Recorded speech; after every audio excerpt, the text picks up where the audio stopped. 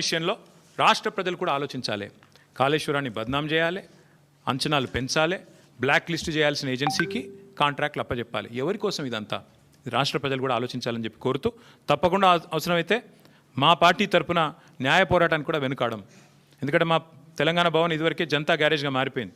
మూసి మొత్తం బాధితులంతా మా కాడికే వచ్చి మొరబెట్టుకున్నారు. ఇప్పటికీ న్యాయ పోరాటం చేస్తూనే ఉన్నాం. భవిష్యత్తులో కూడా ఈ కుంభకోణం మీద కూడా తప్పకుండా మా పార్టీ తరఫున న్యాయ పోరాటం చేస్తామని చెప్పి కూడా మీ అందరికి తెలియజేస్తూ మీ అందరికీ thank you.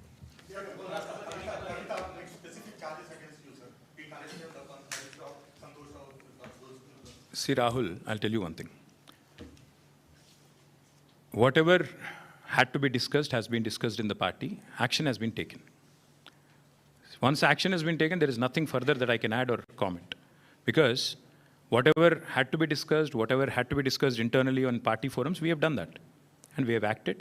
And therefore, after the action has been taken, there is nothing further for me to comment or elaborate on. Thank you. Yes, ఇప్పుడు దాదాపు 20-25 రోజుల కింద అనుకుంటాను ఉపరాష్ట్రపతి ఎన్నికల ఘట్టానికి తెరలేసినప్పుడు మేము స్పష్టంగా చెప్పాం, రాష్ట్రంలో 70 లక్షల మంది రైతులు, ఈరోజు మనం ఈ నిమిషం ఇక్కడెక్కడైతే మాట్లాడుతున్నామో, ఈరోజు మనం ఇక్కడున్నాం హైదరాబాద్లో, లక్షల మంది రైతులు ఇవాళ క్యూలలో ఉన్నారు ఎరువుల దుకాణాల ముంగట.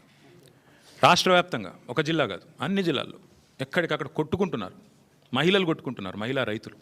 అంత అరాచకమైన పరిస్థితి ఉంది.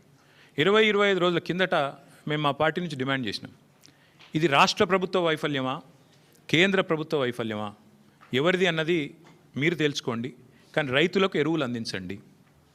మీరు అందిస్తే తప్పకుండా మీకు మద్దతు ఇచ్చే అంశం పరిశీలిస్తామని చెప్పాం.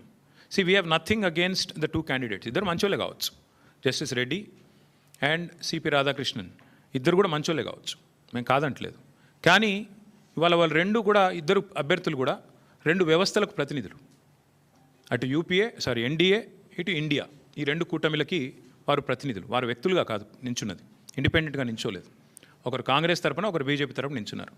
ఇటు కాంగ్రెసు, అటు బీజేపీ ఇద్దరూ కూడా ఈ రాష్ట్ర రైతులను వేధిస్తున్నారు, సతాయిస్తున్నారు, చావగొడుతున్నారు. వాళ్ళు ముష్టి యుద్ధాలకు తిరిగే ఒక అరాచక పరిస్థితి తెచ్చిపెట్టినారు.